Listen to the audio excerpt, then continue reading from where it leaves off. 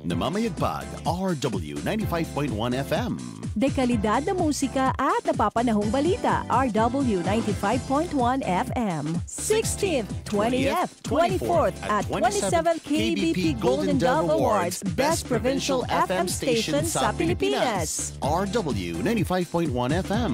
Kasapi ng kapisanan ng mga broadcaster ng Pilipinas. Nuka rin ka pa. Tening na ka.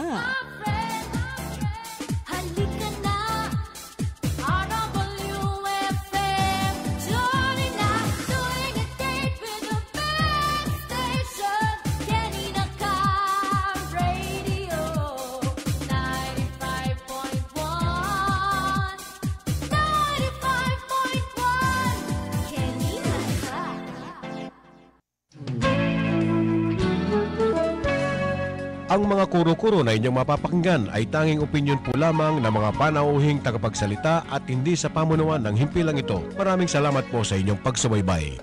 Bilang mga mamimili, ikaw ay may karapatan at tungkulin. Alamin ang mga ito sa Mamimiling Pinoy. Ang inyong 26th KBP Golden Dove Awards Best Provincial Public Affairs Program. Tuwing Huwebes, alas 10 hanggang alas 10:30 ng umaga. Dito sa RW 95.1 FM.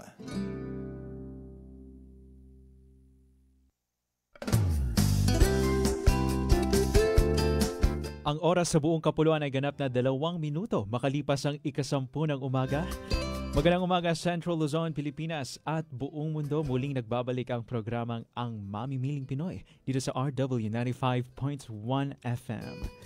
Kamusta po kayong lahat? Sa ngalan po ni DJ Tyra, ako po si Gio. Makakasama nyo kami sa 30 minutes na program. Kaya naman huwag nang palagpasin at makinig sa makabuluhang usapin natin dito sa Palatuntunan. Hindi lamang po ako nag-iisa dahil makakasama po natin sa ere ang ating mga butihing makakatuwang para sa episode na ito. Pakilala na po natin isa-isa ang ating mga partners from DTI. Ito po ang Senior Trade Industry Development Specialist na si Ma'am Isabel Lissing. Good morning po ma'am at welcome po sa ating programang Ang Mamimiling Pinoy. Magandang araw po. Kamusta po ang inyong araw ma'am? Happy Women's Month po sa inyo bilang ang buwan po ng Marso ay pinagdiriwang natin ang National Women's Month. Kamusta po kayo? Mabuti naman po. Okay. It's a pleasure po to have you dito sa ating programa. At kasama din po natin via Zoom ang Trade Industry Development Specialist na si Ma'am Carla Cunanan Pangan. Good morning, ma'am. Good morning po, DJ Gio, and sa lahat ng nakikinig po sa atin ngayon. Happy Women's Month! Ayan, Happy Women's Month po sa ating mga listeners, lalo na sa mga kababaihan at sa kabatiran po ng ating listeners. Ngayon ay pag-uusapan po natin ang patungkol sa halal certification. Napaka-interesante po niyan sapagkat may mga listeners natin na hindi pa ganoon na well-informed about this. Kaya simulan na po natin ang ating diskusyon about dito sa ating topic. Para po sa kabatiran ng ating listeners, ma'am, ano po ba itong tinatawag nating halal certification? At ano po ang kahalagaan nito? Ang halal certification ay isa pong opisyal na pagkilala na ibinibigay sa mga produkto, serbisyo o establishmento upang patunayang sumusunod ang mga ito sa mga pamantayan ng halal. Ayon po sa Islamic law o yung Sharia. So, karaniwan po itong iniaatas sa mga pagkain, inumin, cosmetics, gamot at iba pang produkto upang matiyak na ang mga ito po ay malinis, ligtas at hindi naglalaman ng anumang ipinagbabawal po sa Islam. Alright, ano naman po ang ibig sabihin ng halal at paano ito nailalapat sa mga produkto at serbisyo po natin? Yes po, actually, ang halal ay isang Arabic word, no? Na ang ibig sabihin ay pinapayagan or naaayon ayon sa batas ng Islam. And ang opposite naman ng word na to ay haram, na ang ibig sabihin ay ipinagbabawal. So, paano ba natin ito nailalapat sa produkto, no? Of course, no, sa mga pagkain at inumin, na for example, ang yung main raw material ay karne, no? So, dapat ito ay kinatay ayon sa Islamic procedure o tinatawag na zabiha. So, hindi rin po maaaring may alcohol o anumang ipinagbabawal na sangkap ayon sa Islam. For cosmetics at gamot naman, dapat hindi ito naglalaman ng sangkap mula sa baboy, alak o iba pang haram na chemical. Para naman sa mga serbisyo at pabrika, ang mga kagamitan at proseso ng production ay dapat linis, no, at hindi nadungisan ng haram na sangkap. And similarly, no, sa mga restaurant and catering din, ang pagkain dapat ay mula sa halal certified sources, no? At syempre, ang kusina ay dapat sumunod sa halal standards. So, sa madaling salita, no, ang halal certification ay isang mahalagang proseso upang matiyak na ang mga produkto at serbisyo ay sumusunod sa pamantayan ng Islam. At ano naman po ba itong pangunahing pamantayan upang maituring po na halal ang isang product at proseso, ma'am? So, upang maituring po na halal ang isang produkto at proseso, dapat po itong sumunod sa mga sumusunod na pangunahing pamantayan ayon sa Islamic dietary laws. Isa po is pinagbulan ng sangkap, pagparaan po ng pagkakatay, pagproproseso nito at paggawa, pagtatago at pamamahagi at yung pong certifications. So, ang isang produkto po o negosyo ay dapat may halal certification mula sa isang kinikilalang halal certifying body upang masigurong ito ay sumusunod sa tamang pamantayan. So, sa Pilipinas po, ilan sa mga kinikilalang ahensya ay ang Islamic Dawa Council of the Philippines, IDCP, at Halal International Chamber of Commerce and Industries of the Philippines Incorporated. At sa Region 3 po, kay Ma'am Carla ang katanungan natin. May datos po ba tayo na kung ilan ang ating mga kapatid na Muslim? Actually, wala po tayong particular na data, no, regarding sa number ng Muslims sa ating region. Pero based sa mga ibang news reports, meron tayong tinatayang mga kulang 25,000 na Muslim na naninirahan po sa region. Pero syempre, hindi lang naman limited sa Region 3 yung ating market. O tinitingnan din natin yung mga kapatid natin na Muslim sa ibang rehiyon, gayon din yung sa mga ibang bansa. Okay. Ma'am, dito po sa audio po natin, parang nag-feedback tayo, no? Okay. Ganito na lamang po, no? Para po hindi echo yung audio natin. Habang sumasagot po yung isa, maaring i-mute muna po natin yung audio po nung hindi nagsasalita. Sige po. Okay, ganun na lamang po. Ito naman po, no, para sa serbisyo ng DTI na patungkol sa halal certification. Ano po yung mga serbisyo dito? So, sa paglalabas po ng Republic Act number 10817, nakilala bilang Philippine Halal Export Development and Promotion Act of 2016, ang Philippine Accreditation Bureau po ay binigyan ng kapangyarihan mag-accredit to ng mga halal certification bodies. So, alinsunod sa tinakdang mga patakaran at alituntunin. So, ang Department of Trade and Industry po ng Pilipinas ay aktibong sumusuporta sa pagpapaunlad ng industriya ng halal sa bansa natin. So, noong pong September 2 to 2021, sa pamamagitan po ng Philippine Accreditation Bureau, inaprubuhan po ng DTI ang Prime Certification and Inspection Asia Pacific Incorporated. So, bilang unang local po natin na halal certification body. So, ang accreditation ito po ay naglalayong palakasin ang kakayahan po ng mga lokal na negosyo na makipagkompetensya sa pandaigdigang merkado ng halal. Okay, sino po yung maaaring mag-apply ng halal certification, ma'am? Actually, lahat po ng interesado ng negosyo at organization pwedeng mag-apply ng halal. Particular na yung mga nasa sector ng mga inumin, cosmetics, pharmaceuticals, and mga related industries. So, syempre, mahalaga na meron tayong awareness tungkol sa halal certification bago tayo mag-apply. Okay. Ayan, marami pa po tayong pag-uusapan sa programang ito. Puputulin na po natin panandalian ang ating pinag-uusapan dahil magbabalik pa po ang programang ang Mamimiling Pinoy. Ito po ang Mamimiling Pinoy.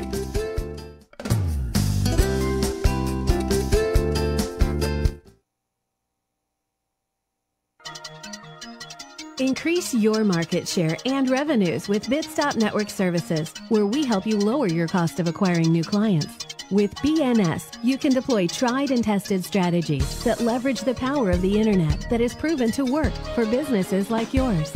Call BNS at 6375-522-5089 for a free online conference to find out more about how our innovative web solutions can help you succeed. Your Countryside Radio is now online. Visit our website at www.rw951.fm and click RW Online Streaming on the upper right corner. RW Online Streaming is powered by Bitstop Networking Services Incorporated. Looking to boost your business? It pays to advertise with RW 95.1 FM, The multi-awarded Best Provincial FM station, proudly recognized by the KBP Golden Dove Awards.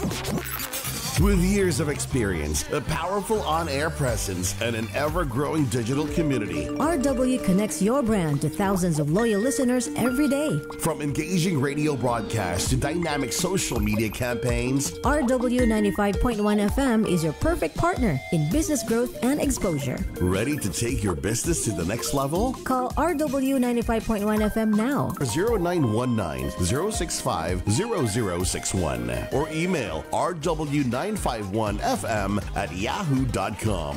RW 95.1 FM. Your partner in business success. Nukarin ka pa, Kenina ka.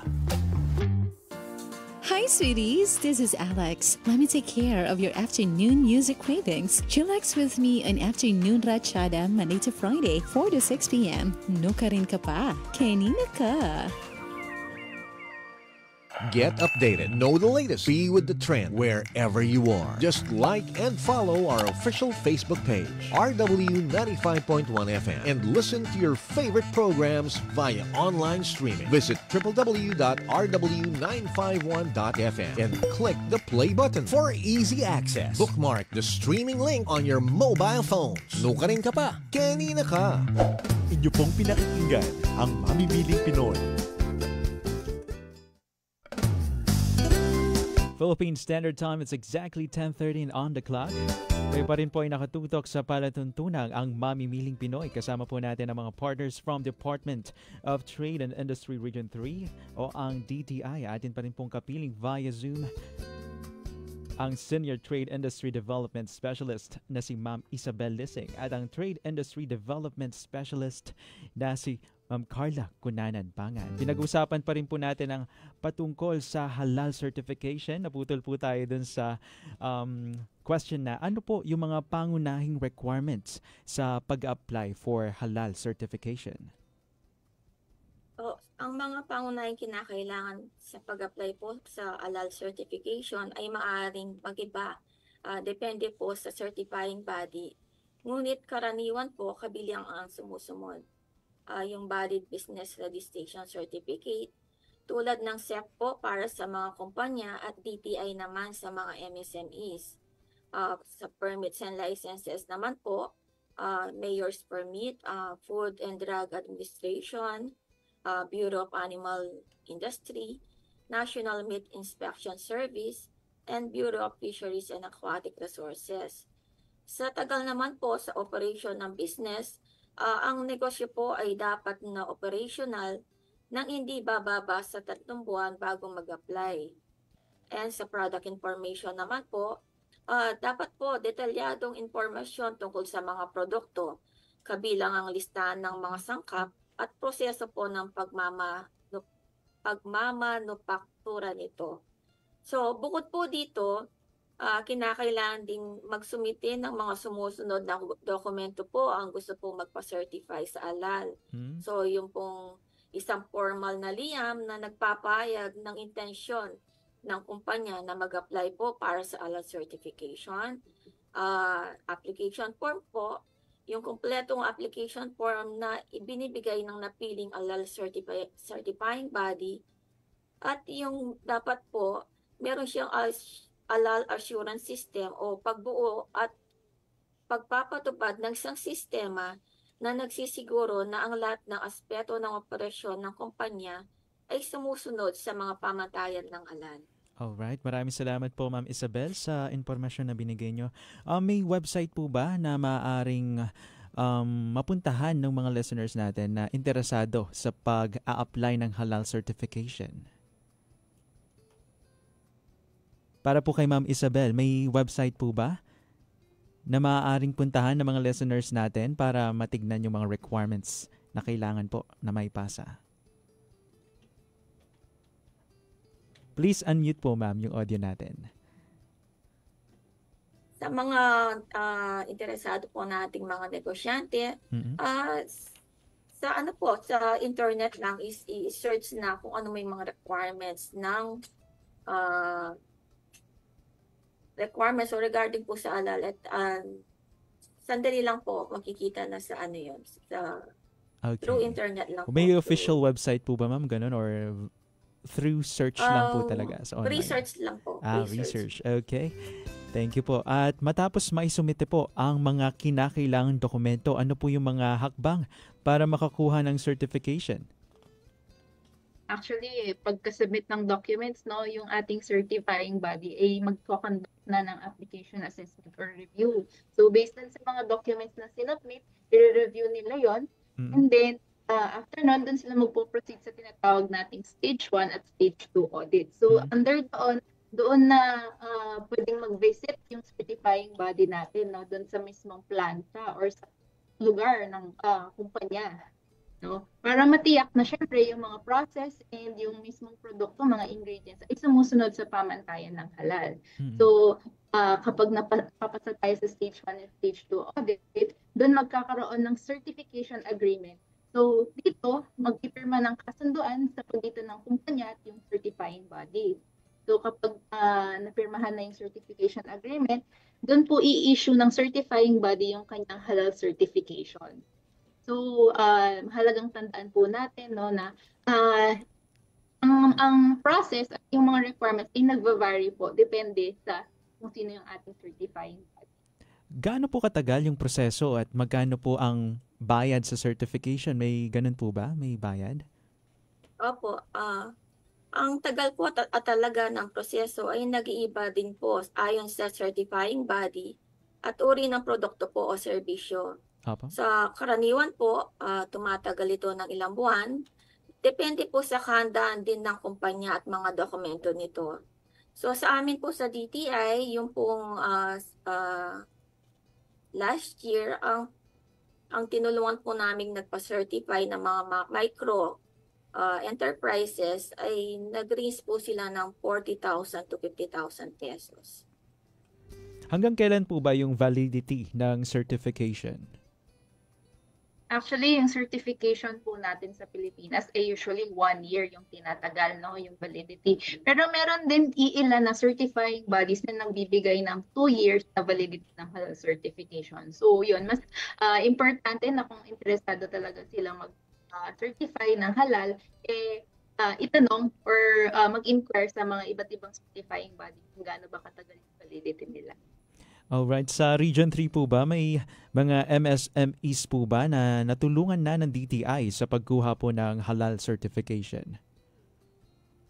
Meron po. So last year nga po, yung 2024 certification ng halal po para sa mga micro, small, and medium enterprises sa Region 3, nakakuha po kami ng pondo sa ilalim ng Halal Market Access Compliance Certification ng Tatak Pinoy Industrial Policy Program.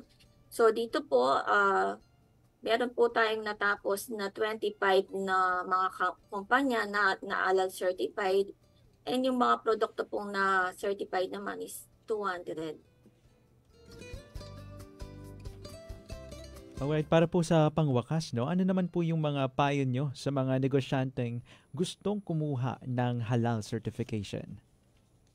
Actually, si DTI po ay ini-encourage talaga yung ating mga negosyante, no, na kumuha ng halal certification dahil nga po sa napakalawak na market nito, hindi lang po dito sa atin, pati rin po sa ibang bansa. No? So first, no, syempre dapat maunawaan po natin kung ano ba talaga yung prinsipyo ng halal, no? Kung ano yung mga pinapayagan na produkto, ano yung tamang proseso sa pagpuproduce ng ating mga produkto, no?